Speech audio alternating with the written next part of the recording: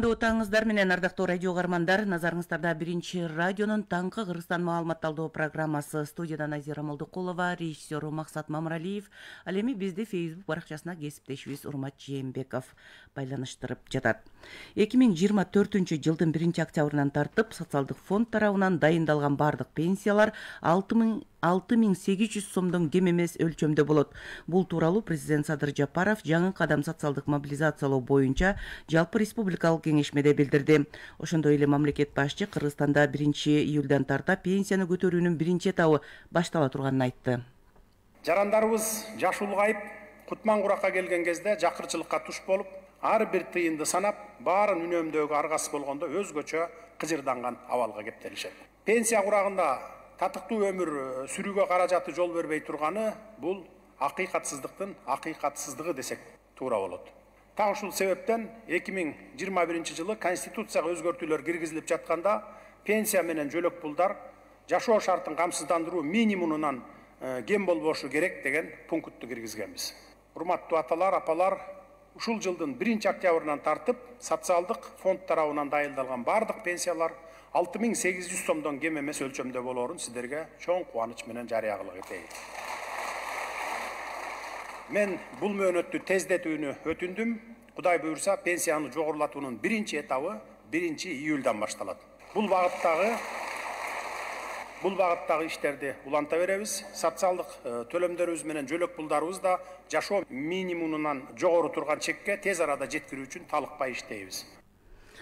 Урматтуу радио каармандар, биз студияга Кыргыз Республикасынын министрлер кабинетине караштуу социалдык фонддун коомчулук менен иш алып баруу башкармалыгынын башчысы Жеңишбек Мукамбетовду чакырдык. Жеңишбек агай, саламатсызбы? Саламатсыздарбы? Ардактуу радио каармандар, биздин уктуруу түз эфирде жүрүп жатат. Байланыш телефондорубуз 0502 39 21 90 жана 0312 39 21 90. Мындан тышкары биринчи радионун Facebook'тагы баракчасы дагы онлайн трансляция болуп жатат. Ушул пенсия, социалдык фондко байланыштуу сурооңуздар болсо, анда биздин эфирге активдүү катышууга чакырып өтөлү. Алды менен Жеңишбек агай, мына биздин коомчулукка өтө бир жакшы жагымдуу жаңылык болду. Мамлекет башчы кечээ билдиргендей, 1-июлдан тарта пенсиянын көтөрүүнүн биринчи этабы баштала турган болууда. Эми сиздер адис катары мына ушуну кеңесире түшүндүрүп берсеңиздер. Бул жерде мурда 1-октябрдан тартып көтөрүлүп келчү эмес беле? Мына 1-июлдан тартып бардык адамдарга көтөрүлөбү? Кандай болот? Рахмат. Учурдан пайдаланып урматтуу президентибиздин айткан сөздөрүн дагы бир ирет тастыктап кетким келет. Анткени бул жерде чындыгында эле биринчи этабы деп айтылып атканы, өзүңүздөр билесиздер, 2022 жылдан бери эле биз ушул реформалоонун үстүндө социалдык фонд иш алып барып атканбыз, пенсиялык системаны реформалоо. Ошонун алкагында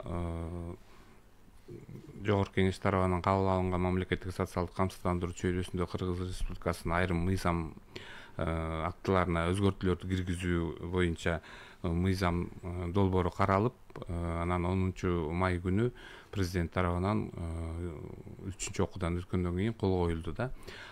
Бул мыйзамдын негизги бир өзгөчөлүгү, биз айтып келебиз, 63 жашка чыгып 58 жашка чыкканда 96 жылга чейинки стажын тастыктап, ошого байланыштуу стажын тастыктагандан кийин пенсияга укугу боло тургандыгын аныктоо жолдору жөнөкөйлөштүрүлүп атат да. Биринчиден бул имин жана айтып кеткен жаш куракка жеткендер жалпы негизде 63, эркектер, аялдар 58ге чыкканда документтерден паспортун жана же болбосо башка өздүгүн тастыктаган документтин негизинде эле кайрылса, башка документ эгер алып келе албаган шартта биз ал кишиге, ал адамга, аялдарга 12 жыл, быйылкы жылы 96га чейинкисине, ал эми эркектерге 17 жылды документи жок эле кабыл алып эсепке алганга шарт түзүлүп атат да. Башкача айтканда, эмгек китепчени же болбосо окугандыгын, аскер кызматында өтөгөндүгүн тастыктоонун кереги жок, кажети жок. Ошондо жараныбыз паспорту менен келет. Социалдык фонддун жеке камсыздандыруу эсебинде базасында 1 жылдан кем эмес төлөгөн төлөмдөрү тууралуу маалымат болсо, ал кишиге биз пенсия чегерип бере беребиз. Ошол эле учурда ушул мыйзамга ылайык 1-июлдан баштап ушул категориядагы пенсионерлерге, мисалы үчүн 63-58 жаштагыларга талап кылынган стаж мурда эркектерге 25, аялдарга 20 жыл болсо, 1-июлдан баштап 5 эле жыл болуп атат да. 5 жыл камсыздандыруу стажы болсо, анда пенсиянын базалык бөлүгү толук өлчөмдө төлөнөт. Буга чейин билесиздер, мамлекеттик социалдык пенсиялык социалдык камсыздандыруу жөнүндө мыйзамдын 10-беренесине ылайык стажы толук болбогон учурда теңдемелүү эсептелип келген да. Мисалы үчүн аял кишиге 20 жыл талап кылынса, 58 жашка чыкканда болгон 10 эле жыл болсо, анда 3170 сом базалык бөлүгү жарымы гана берилчү да. Азыркы биринчи этап деп айтылып атканы ушул категориядагылардын бардык пенсионерлерге эмес, муну баягы кулактандыруу катарында айтып коеюн, анткени биздин урматтуу пенсионерлер туура эмес түшүнүп алышы мүмкүн, бардыгыбыздын пенсияларыбыз көтөрүлөт экен деп. 1-июлда жанагы толук эмес пенсияга чыгып калгандар, аз пенсия алгандардын базалык бөлүктөрү толук болбой калгандардыкы толук базалык бөлүккө жеткирилет да. Мисалы үчүн 2000 сом алып жүрсө, базалык бөлүгү азыр 3170тен кем болбойт. Ошол категориядагылардыкын биз кайра карап беребиз. Ал эми экинчи этабы 1-октябрдан баштап буюрса, жана биздин конституцияда жазылган 44-беренеде президентибиз айтып кетпедиби, жашоо минимумунан кем эмес пенсия жөлөк пулдар болуш керек деген. Ошол өлчөмгө жеткириле турган болуп атат да. Буюрса, бул тууралуу дагы толугураак баягы эсебин чыгаргандан кийин кандай шартта кимге канча кошула тургандыгы ошол эле учурда камсыздандыруу бөлүктөрүн дагы жылдагыдай эле индексациялоо жолу менен көбөйтүү каралып атат. Ошондуктан туура түшүнүңүздөр, баягы пенсия 1-июлдан баарыбызга көтөрүлөт экен деген кабардан алыс болуңуздар. Эгер толук пенсия алып жүргөндөр болсо, ал жарандарыбыздыкы пенсиялары азырынча каралбайт, бирок октябрь айынан баштап жанагындай шарттарда камсыздандыруу бөлүгү же болбосо 6800 сомго жеткирилет. Анда бүгүнкү ошол мындайча айтканда аялуу катмарга болгон адилеттүү мамиле болот турбайбы? 1-июлдан тартып ошо өтө эле төмөн пенсия алып жүргөндөрдүн пенсиясы көтөрүлөт. Экинчи этап менен асалып болуп калганда эле октябрда көтөрүлөт. Ооба. Бул жерде эмнеге мындай кылып карадык, анткени мыйзамга өзгөртүү дагы ошол шарттарды жоюу максатында кылынды да. Анткени көпчүлүгү эле баягы ар кандай себептер менен өзүнүн стажын тастыктай албай калган учурлар болот. Эмгек китепчесин же болбосо документтерин жоготуп алган учур болот. Өзүңүздөр билесиздер, эми архивдик мекемелерде дагы бүт эле 96-жылга чейинки стаж тууралуу маалыматтар көп жерлерде жок. Ишкана мекемелер жоюлуп кеткен, же болбосо банкрот болуп жоюлуп кеткен ишканалар архивге тапшырган эмес. Ошондуктан ал документтер жок болгондуктан алар тастыктай албай калат дагы, иштегендиги жокко чыгарылып калып атпайбы, стажы жок болуп. Ошондуктан аз өлчөмдө пенсияга чыгып калгандарды ошо аялуу катмарын 1-июлдан баштап жанагы базалык бөлүгүн толук бергенге кайра эсептөө жүргүзөлү деп атабыз. Ал эми 1-октябрдан баштап жанагы өзүбүздүн иш пландарыбызда коюлган, бюджетте каралган каражаттын алкагында камсыздандыруу бөлүктөрүн дагы көбөйтүү, ошондой эле пенсиянын жалпы өлчөмүн жашоо минимумунан төмөн эмес 6800гө жеткизүү каралып атат. Балким ал убакка жашоо минимуму дагы өзгөрүп калышы мүмкүн, көрсөткүчтөрү же 6800 же андан жогорураак болуп калабы, ошого жараша биз жеткизгенге аракет кылабыз. Ошондо 1-октябрдан тартып эң төмөнкү өлчөмдөгү пенсия 6800 болот деп атабыз божомол мененчи. Анан бул жерде айта кетишибиз керек, жогорураак пенсия алгандардыкы камсыздандыруу бөлүктөрү көбөйөт. Ал эми төмөнүрөөк алгандардыкы ошо 6800гө жеткизилет. Эми баягы каржылоо булактарында боюнча дагы биз азыр иш алып барып эсептеп чыгарышыбыз керек, канча акча каражаты сарптала тургандыгын. Анткени өзүңүздөр билесиздер, эми бардык эле төлөмдөрдүн артында ошо каржылоо булактарын так аныктап алуу маселеси турат да. Ал эми ошо мыйзамга киргизилип аткан өзгөртүүлөрдө дагы башка кандай олуттуу айта турган маалымат же жаңылануу өзгөртүүлөр бар? Рахмат. Учурдан пайдаланып айта кетейин. Мен айтып кеттим, жанагы жаш курагы боюнча 63-58ден жалпы негизде пенсияга чыгуу каралып атат. Ошол жерде эле талап кылынган бул ушул эле 63 жалпы негизде чыккандарга эле тиешелүү да. Баардыгыңыздар ойлоп албаңыздар, анткени ал жерде мындан сырткары мыйзамга ылайык жаш курагы боюнча башка да категориялар бар да. Мисалы үчүн жеңилдик шартта чыккан, бийик тоолуу аймакта, алыскы барууга кыйын аймакта жашаган же болбосо көп балалуу энелерибиз бар, майып балдардын апалары бар. Андан сырткары ЧАЭСте баягы апаттын кесепетин жоюуга катышкандардын пенсиялары бар. Биринчи, экинчи оор өндүрүштөрдө иштегендердин тизмелери бар. Бул категориядагылардыкы мыйзамда мурун кандай каралса, талаптары ошол бойдон калды да. Анткени алардыкы 5 жыл эмес, алардыкы мисалы үчүн биринчи тизме менен 20 жыл, анын ичинен кеминде 10 жылдан кем эмес ошол зыяндуу өндүрүштө иштеш керек деген шарттар калды. Ошондуктан бул жана жалпы негизде 63 жана 58 жаштан чыгып аткан ал эркектерге гана тиешелүү шарт 5 жыл деген талап кылынган стаж.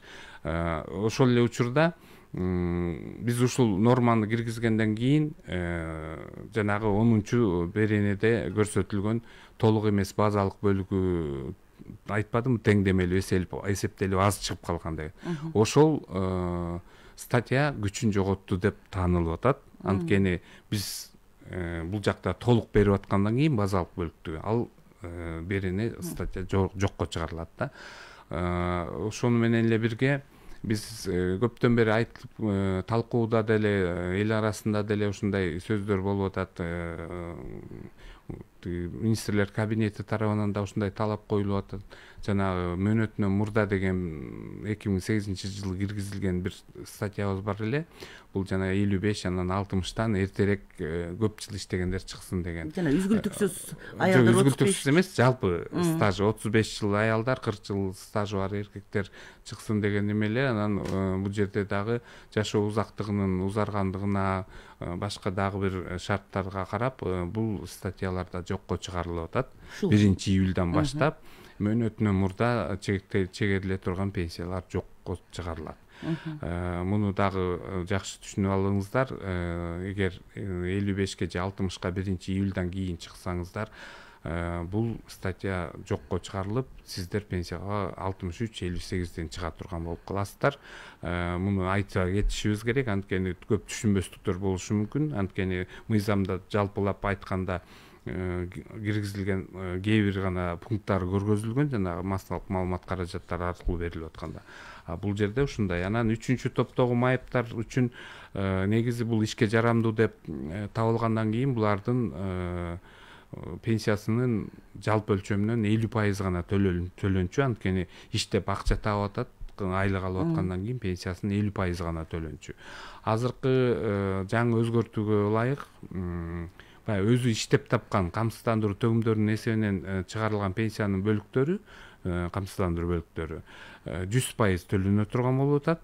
Ал эми пенсиянын базалык бөлүгү мурункудай эле 50% өлчөмүндө ишке жарамдуу адам болгондуктан 50% эле өлчөмүндө төлөнө турган болуп атат. Бул мүмкүнчүлүгү чектелген адамдарга эле байланыштуу. Ооба, 3-чү топтогу майыптарга эле байланыштуу. Ошондон мындан сырткары баккан адамынан айрылгандыгы боюнча пенсиялар үчүн дагы өзгөртүүлөр киргизилди. Баягы 16 жашка чейин колуна паспорт алып өзү документ алгандан кийин ишке жарамдуу болгон учурдан баштап ошого чейин эч кандай документсиз эле баккан адамдан айрылгандыгы боюнча пенсия алышчу. Балдары мисалы азыркы күндө ушул 16 жашты 18 жашка чейин деп көтөрүп атабыз. Анткени учурда экономикалык жалпы абалды эске алып, жумушка орношуу кыйын экенин эске алып, бул эми 16 жаштан кийин окубай калган болсо, мурда 16 жаштан кийин окуса 23 жашка чейин төлөнчү. Азыр эми 18 жашка чейин ошол справка талап кылбастан, тактама талап кылбастан эле 18 жашка өтпөсө дагы 18 жашка чейин толугу менен пенсиясы төлөнө бере турган болуп атат. Бул дагы жакшы өзгөртүү деп ойлойм. Анан биринчи топтогу майыптыгы боюнча пенсияларды билесиздер. Жалпы баягы пенсиясынын өлчөмү жашоо минимумунун өлчөмүнөн кем болбош керек деп ошого жеткизип келгенбиз. Бул дагы мыйзамга мурда өзгөртүү киргизилген. Бирок мыйзамда дагы бир шарты бар эле, баккан адамы каза болуп калган учурда, мисалы үчүн майыптуу боюнча биринчи топтогу пенсия алып жүрсө, анын пенсиясынын нак өлчөмүнөн кайра эсептелип азыраак өлчөмдө чыгып калып атканда, баягы жашоо минимумунун өлчөмүнөн кем эмес өлчөмдө жеткирилген өлчөмдөн чыгарылбай, өзүнүн чыныгы пенсиясынан эсептелип азыраак болуп калып аткан. Азыркы күндө муну дагы карап чыктык. Мыйзамга ошол тууралуу да өзгөртүү киргизилди. Азыр эми жашоо минимум өлчөмүндө алып жүрсө, ошол алып жүргөн пенсиясын эле бир балага 50%, 2 балага 90%, 3 балага 120, 4 андан жогору балдардын саны болсо 150% өлчөмүндө баккан адамдан айрылгандыгы боюнча пенсия төлөнүп бериле турган болуп атат. Дагы бир айта кетүүчү нерсе,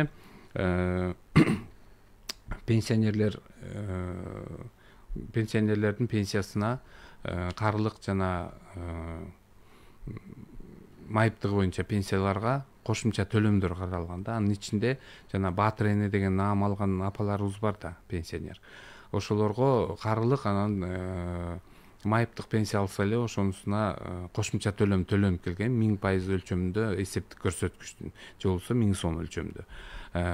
Райондук коэффициент белгиленген калыптуу конуштарда жашагандардыкы болсо, ошол райондук коэффициенттин эсеби менен төлөнчү. Мисалы үчүн Нарында 1,5 болсо, Бишкекте 1000.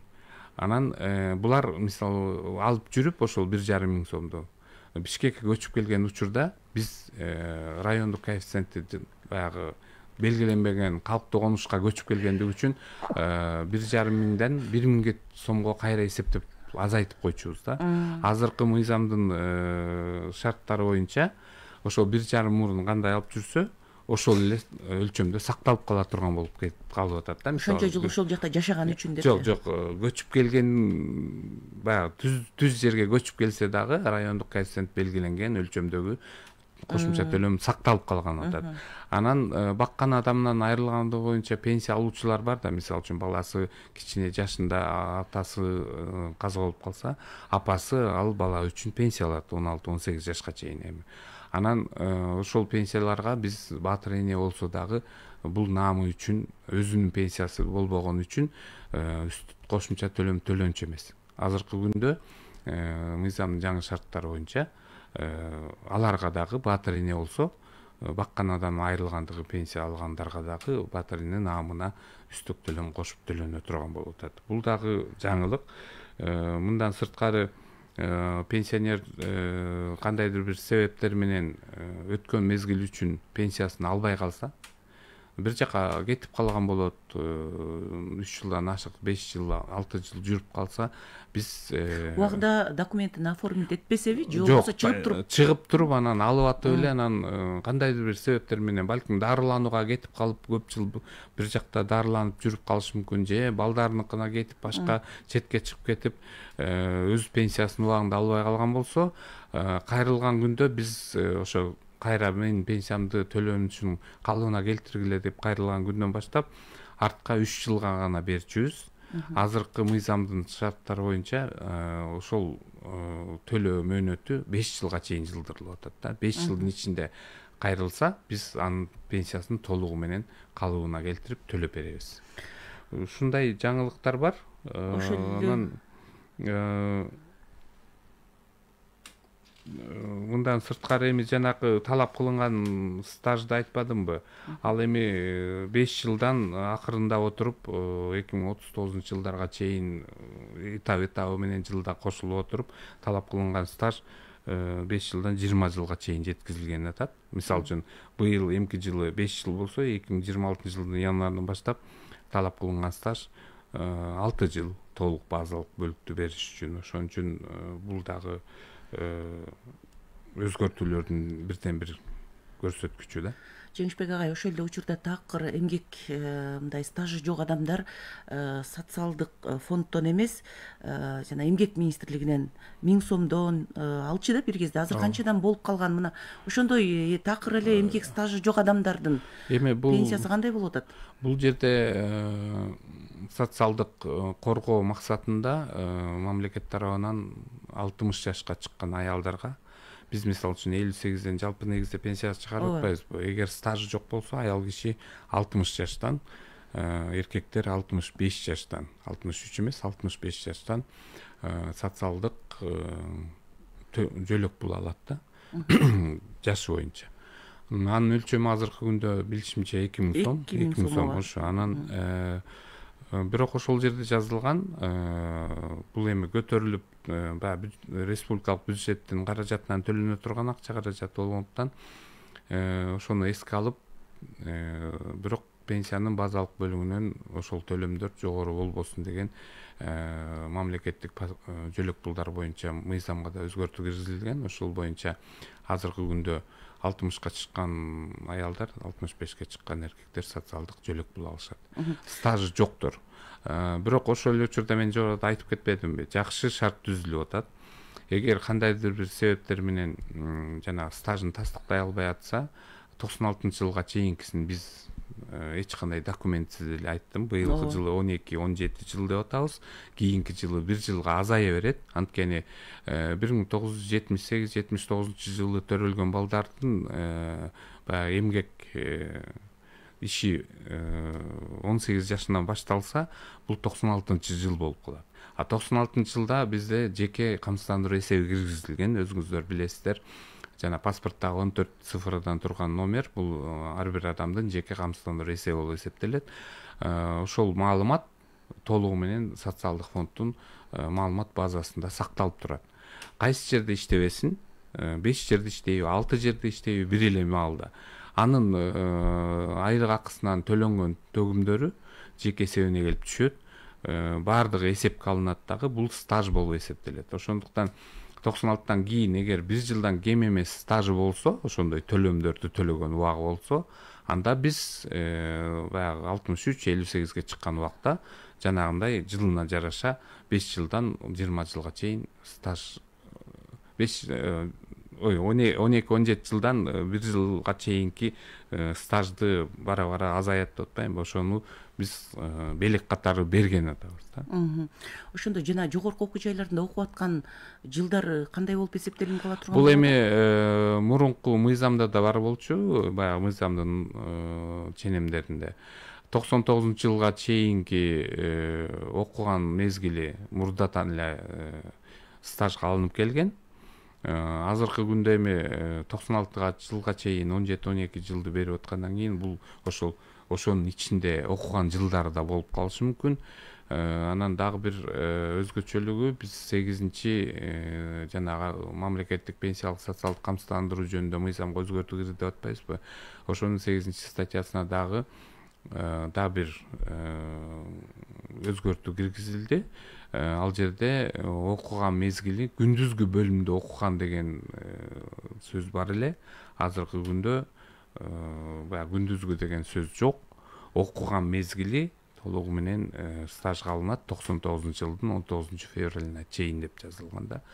Ошондуктан бул өзгөртүүлөрдүн баарын эми калкка түшүндүрүү иштерин биз күчөтөбүз. Азыр эми жакында эле мыйзам кабыл алынгандан кийин биз 1-июлга чейин жерлерде райондук шаардык башкармалыктар аркылуу биздин кызматкерлер борбордук аппараттын эки жака чыгып эл менен жолугушууларда бул иштерди түшүндүрүүнү күчөтөбүз. Азыр бизге угарманыбыз байланышка чыгып атат. Көпкө чейин күттүрүп койдук. Биз кечирим сурайбыз. Саламатсызбы? Сизди угуп жатабыз. Саламатсыздар.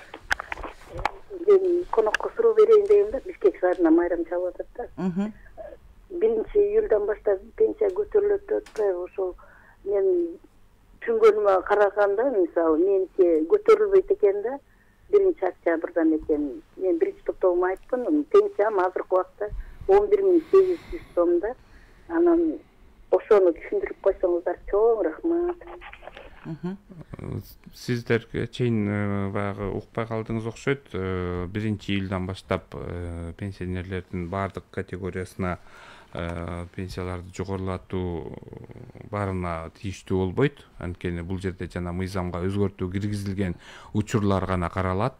Кандайдыр бир жана айтпадымбы, бир жерден бир жерге көчүп кете турган болсо үстөк төлөмдөр райондук коэффициент менен эсептелет, толук эмес базалык бөлүктөр толук базалык бөлүккө жеткизилет деп. Ошондуктан сиздер толук пенсия алып жаткандардын пенсиялары 1-октябрдан гана көтөрүлөт. Ошондуктан муну туура кабыл алыңыздар. Бул баягы массалык түрдө жүргүзүлө турган кайра эсептөө эмес. 1-июлдан 1-этап ушул жана сиз айтып кеткендей аярлуу катмарлардагы пенсия алуучуларды гана камтыйт. Ал бардык эмес. Мындай пенсиялар эми саналуу эле да. Анан ошолордукун 1-этабы менен баягы түздөп базалык бөлүгүн толук берели деп атабыз. Андан кийинкиси октябрдан баштап жалпы бардык пенсионерлерге камсыздандыруу бөлүктөрү жана пенсиясынын жалпы өлчөмү 6800дөн кем эмес өлчөмгө жеткириле турган болот. Урматтуу радио каармандар, эсиңиздерге салып өтөлү, бүгүн биздин студияда министрлер кабинетине караштуу социалдык фонддун коомчулук менен иш алып баруу башкармалыгынын башчысы Жеңишбек Мукамбетов суроолорубузга жооп берүүдө. Өзүңүздөр билгендей, өлкөдө 1-октябрдан тартып социалдык фонд тарабынан дайындалган бардык пенсиялар 6800 сомдон кем эмес өлчөмдө боло турган болууда. Бул тууралуу президент Садыр Жапаров кечээ жаңы кадам социалдык мобилизациялоо боюнча жалпы республикалык кеңешмеде билдирди. Биз ушул социалдык фонд тарабынан жүргүзүлүп аткан реформалар, жаңылануулар, мыйзамдын өркүндөтүлүшү боюнча сөз кылып жатабыз. Байланыш телефондорубуз 0502 39 21 90 жана 0312 39 21 90. Мындан тышкары биринчи радионун Facebook'тагы баракчасы дагы онлайн трансляция болуп жатат. Азыр бизге байланышка чыккан угарманыбыз бар экен. Саламатсыз болуп жатабыз сизде. Алло, саламатсыздарбы? Ишиңиздерге ийгилик каалайм. Бишкек шаарынан Алмадыбек, коомдук ишмер. Урматтуу конок, айтыңызчы, 2020-жылы Садыр Жапаров убада кылды эле минимальный пенсия болот деп. Азыр минимальный пенсия кандай түшүнсөк болот? Мисалы, көп алгандарга дагы эле кошуп атасыңар. Аз алгандар болсо кыйналып атат, продуктылар аябай кымбат. Ушул жөнүндө патронуна кененирээк бир түшүнүк бериңизчи. Ошол прожиточный минимум эсептелдиби сиздерде? Же эсептеген жоксуздарбы? Рахмат сизге. Урматтуу угарман, эми баягы эфирде жаңы кошулуп аткандар окшойт. Анткени буга чейин биз ушунун эле тегерегинде сөз кылып ошентсе да кайрадан бир майдалап түшүнүп берип берсе дегендер бар. Биздин негизги социалдык фонддун ишинин негизги максаты бул пенсиялардын өлчөмүн татыктуу өлчөмдө пенсионерлерге чегерип төлөп берүү. Биз мунун үстүндө көп жылдардан бери иштеп келе жатабыз. Ошол эле учурда жана камсыздандыруу принциптерин дагы четке калтырбашыбыз керек. Анткени биздин төгүмдөрдүн эсебинен пенсиялар төлөнөт да. Иштеп аткан адам канчалык пенсиялык фондко каражаттарды көбүрөөк которсо, ошого жараша пенсиясынын өлчөмү ошого жараша болот. Ал эми пенсиялык фондко акча каражатын төкпөгөндөр, сиз жана айтып кеткендей, жогоруда социалдык гана пенсия алып калат да. Анан адам өзү кызыктар болуш керек. Биз бул эми бүткүл дүйнөлүк тажрыйбада ушундай экен. Төгүмдөр топтолуп пенсиялык фонд, анан кийин пенсияга жаш курагы келип жанагы камсыздандыруу учуру келген учурда пенсия түрүндө төлөп берүүгө мүмкүнчүлүк түзүлөт. Туура 2020-жылы ушундай пенсия биздин конституцияга 21-жылы өзгөртүү киргизилгенде, анын 44-статьясына ылайык пенсиялар жашоо минимумунан төмөн өлчөмдө болбош керек деген. Биз мунун үстүндө иштеп былтыркы жылы өзүңүздөр билсеңиздер керек, пенсиялардын камсыздандыруу бөлүктөрүн болуп көрбөгөндөй өлчөмдө 38%га жогорулаттык. Сиз айтып атасыз, эми көп алгандардыгы көп. Эми ошол эле учурда биз ошол адамдардын камсыздандыруу төгүмдөрүн көп өлчөмдө төккөндүгүн унутпашыбыз керек. Анткени бир адам өзүнүн төккөн акчасы менен бир нече пенсионерди камсыз кылып коюшу мүмкүн да. Анан биз ал кишилердин төккөн каражаттарын баягы татыктуу өлчөмдө индексация кылышыбыз биздин милдетибиз. Анан баягы аз төккөн адам менен көп төккөн адамдын айырмасы болот. Ошондуктан бул жерден социалдык теңсиздикти жаратпаш үчүн биз бул тарабында карашыбыз керек. Азыркы учурда минималдык пенсия деген мындай түшүнүк жок, бирок пенсиянын базалык бөлүгү 3170 сом өлчөмүндө белгиленген. Биринчи этабы деп ошон үчүн сөз кылынып атат. 1-июлдан баштап жок дегенде ушул аз алып аткан пенсиялардын базалык бөлүгүн мамлекет тарабынан каржылана турган 3170 сомго жеткизели деп атабыз. Анткени биздин азыркы немеде иштеп келатканда көрүп атабыз да 2000 сом менен 1500 сом менен чыккандар бар. Анткени ар кандай себептер менен иштебей калган, стажы жок же бала менен отуруп калган убактары. Ошондуктан бул жарандарыбызды да биз унутпашыбыз керек. 1-июлдан алардын пенсиясы 3170 сом базалык бөлүгү, анан ал эми андан башкасы камсыздандыруу бөлүктөрү топтогон төгүмдөрүнө, стажына, орточо айлыгына жараша чыгарылып кошулуп берилет. Анан эгер 4000 сомго жетпей калса, мамлекет тарабынан мен ошо радио угармандарга толук түшүндүрүп коеюн деп атам. Компенсациялык төлөм бар, электроэнергиясынын кубат баягы расходун жабыш үчүн, чыгымдарды жабыш үчүн 4000 сомдон аз пенсия болсо, анда 200 сомдон 312 сомго чейин мамлекет тарабынан дагы компенсациялык төлөм. Бирок эмнеге биздин жарандарыбыздын көпчүлүк бөлүгү муну алат, мурдатан бери алып келишкен, билесиздер, 10-жылы тарифтер кескин жогорулап 2009-жылы. Анан 1-январь 2010-жылдан баштап президенттин жарлыгы менен 1-январдан баштап акчалай түрүндө ошо компенсациянын өлчөмдөрү көбөйтүлүп берилген. Бул пенсия менен чогуу төлөнгөндүктөн алып аткан адам аны өзүнчө албагандыктан билбей калышы мүмкүн да. Бирок пенсиянын өлчөмүнүн ичинде отурат. Көпчүлүгү жанагы үстөк кошумча төлөм деп атпайбызбы? Батыр энеге, 80 жашка толгондорго, биринчи топтогу майыптарга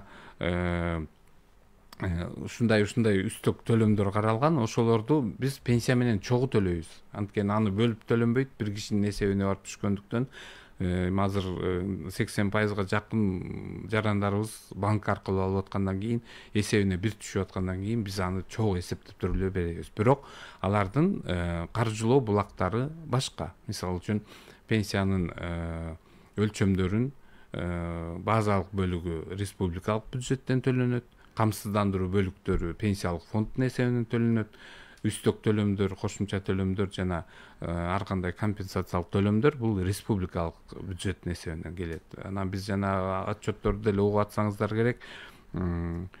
Немеден республикалык бюджеттен жыл сайын ассигнование түрүндө миллиарддаган акчалар которулуп берилет. Бул дагы ошо салыктын, ошол эле салыктан келип түшкөн бюджетке каражаттардын эсебинен чыгымдар биздики кошумча каржыланып келет да. Анан Алмабүй апабыздын айтканы айтып кеттим, 1-июлдан 3170ке жеткирилсе, 1-октябрдан баштап жанагы жашоо минимумун эске алдыңыздарбы деп сурап атпайбы?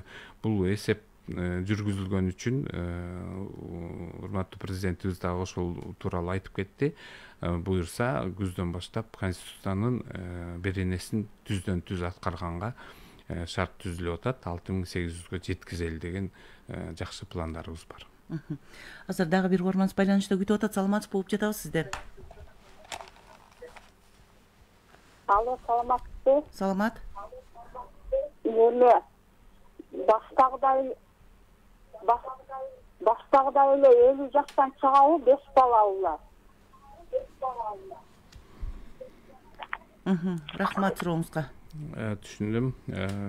50 жаштан мен айтып кетпедимби жана жогоруда өзгөртүү киргизилип атат деп. Эгер 50 жашка 1-июлдан кийин толо турган болсо, анда бул шарт жокко чыгарылып калып атат. Бирок мурунку эле шартта 53 жаштан 15 жылдан кем эмес стажы болсо, 5 баланы 8 жашка чейин өстүрүп чогулткон апалар 53 жаштан пенсияга чыкканга 5 жыл мурда укугу бар. Бул укугу сакталып калып атат. Мыйзамдын шарттары негизги 9-беренеде көрсөтүлгөн бардык шарттары жана 63-58ден башкасыныкы мурункудай эле шартта сакталып калып атат. Ошол эле учурда майып баласы бар апалар дагы эрте чыкканга, 5 жыл эрте чыкканга шарт түзүлгөн. Бул мыйзамдын шартында 53 жаштан эгер 20 жылдан кем эмес стажы болсо, ошол баланы өстүрүп чоңойткон апалар майып баланы пенсияга чыга алышат. Дагы бир айта кетүүчү нерсе, ушул жерде мамлекет тарабынан ассистент катары да азыр пенсия алып атпайбы, ошол стаж катары кетеби? Ошону айтайын деп атам да. Бул жерде ушул апаларыбыздын жашоо турмушундагы жанагы жагдайды эске алуу менен баласын баккан учурда эми майып баланы кароо өтө оор, кыйын, ошондуктан жумушка орношо албай калышы мүмкүн.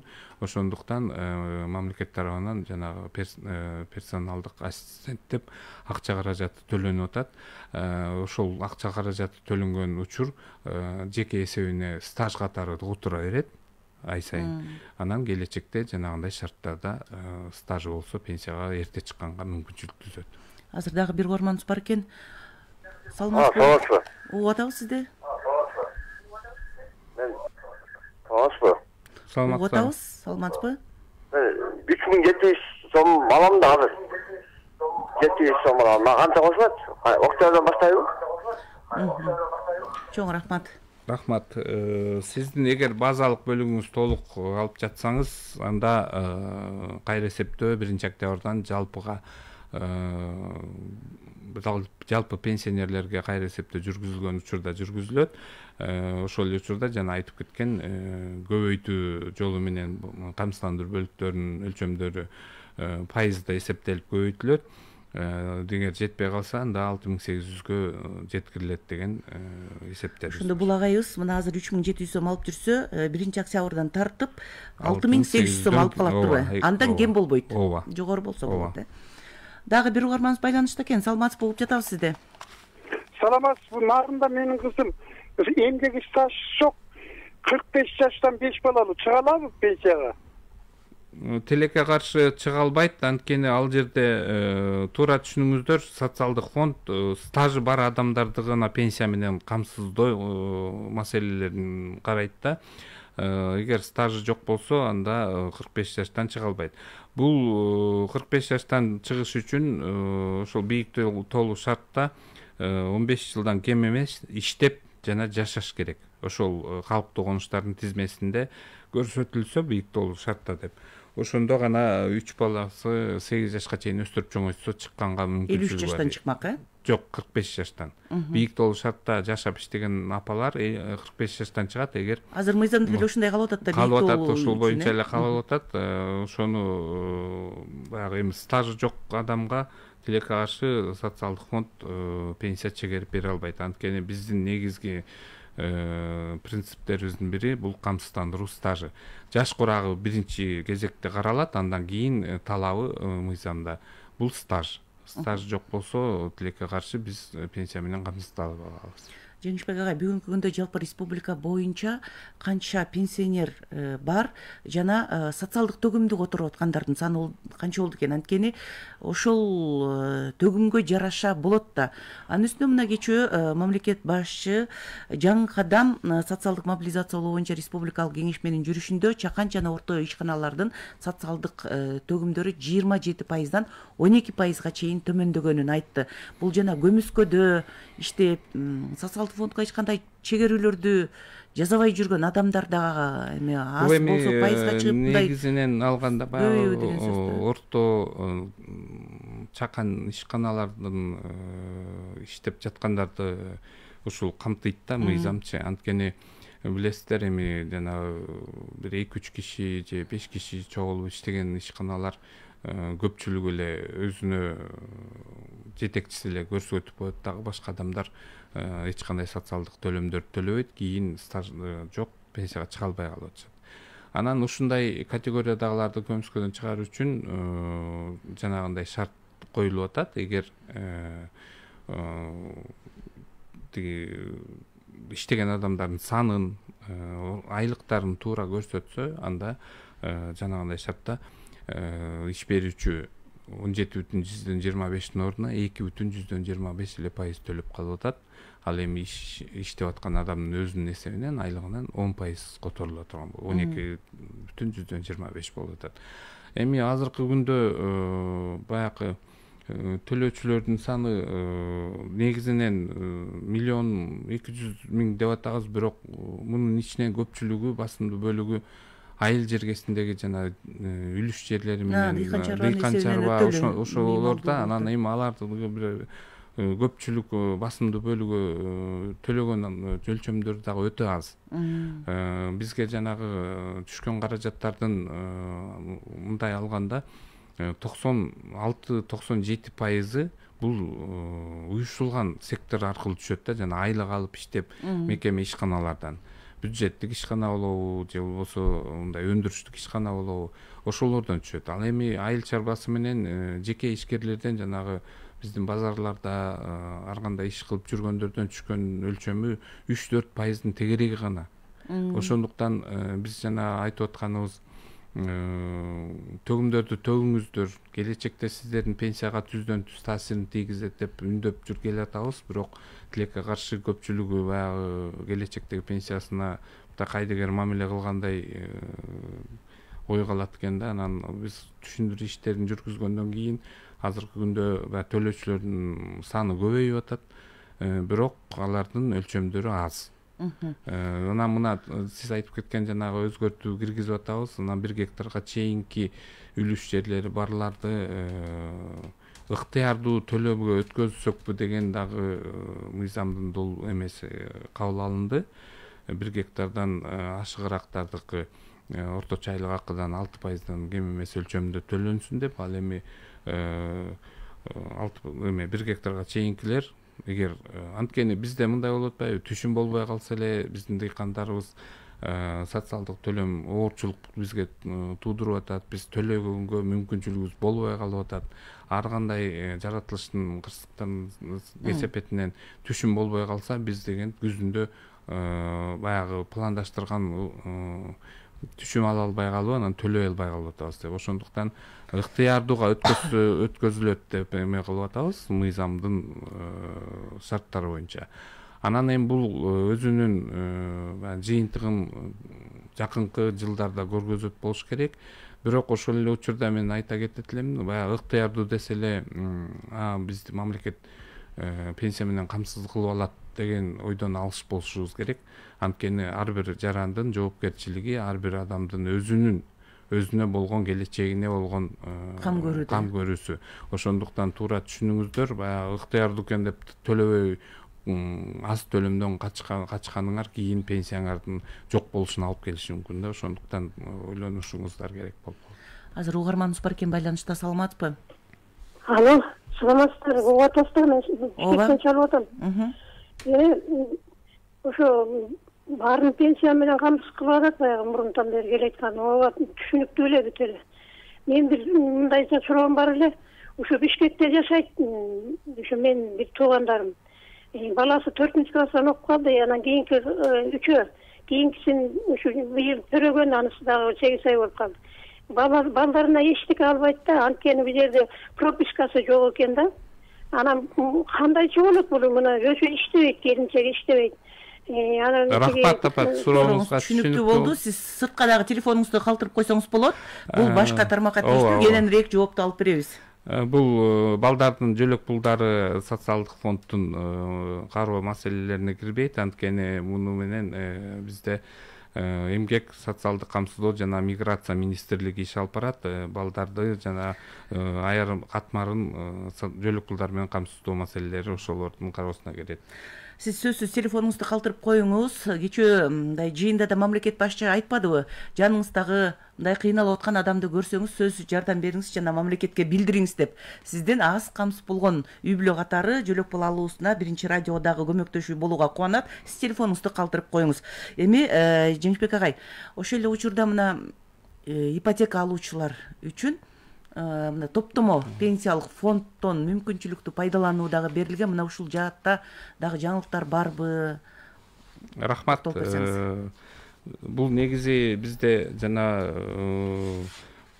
топтомо фонддун каражаттарын алуу шарттары каралган. өзүңүздөр билесиздер, топтому фонд 2013 жылы биздин системага кошумча киргизилген болчу.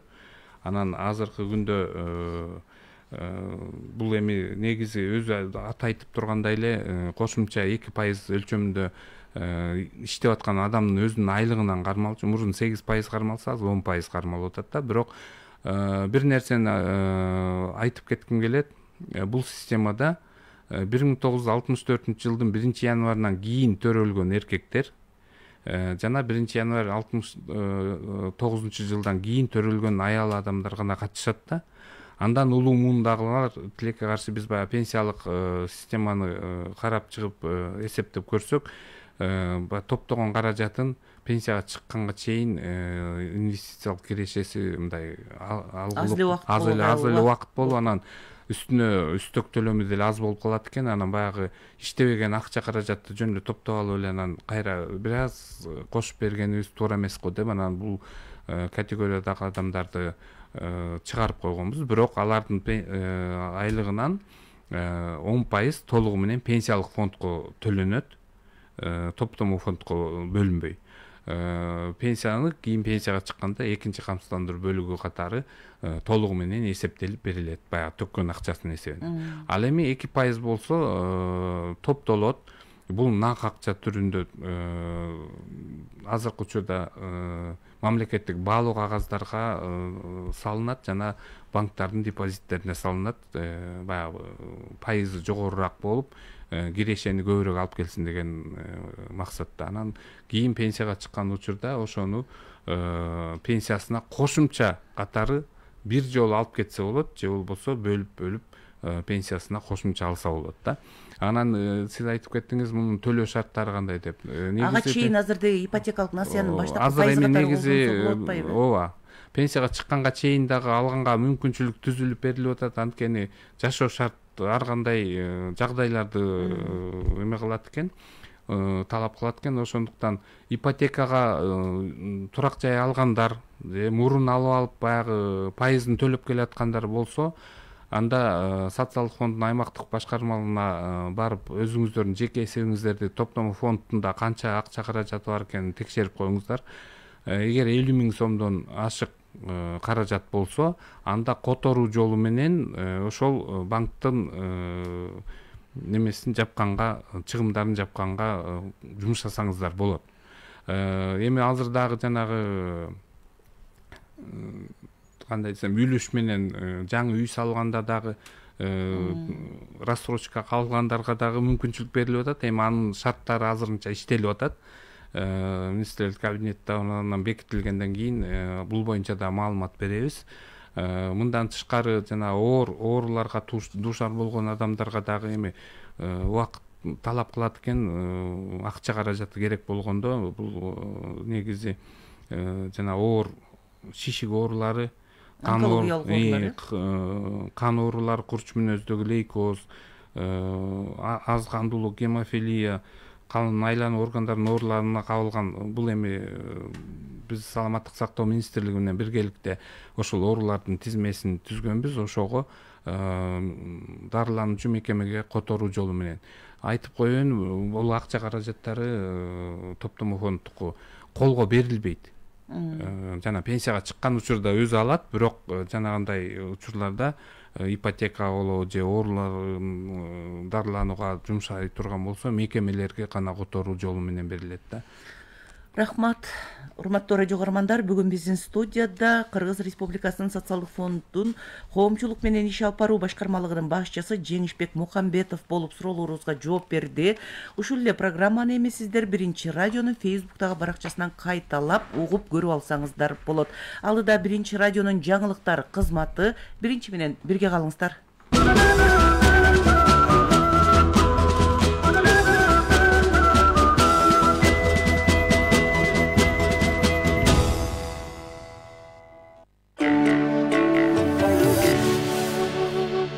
Бишкек шаары. Кыргыз Республикасынын Конституциясына ылайык Кыргыз Республикасынын борбору Бишкек шаары.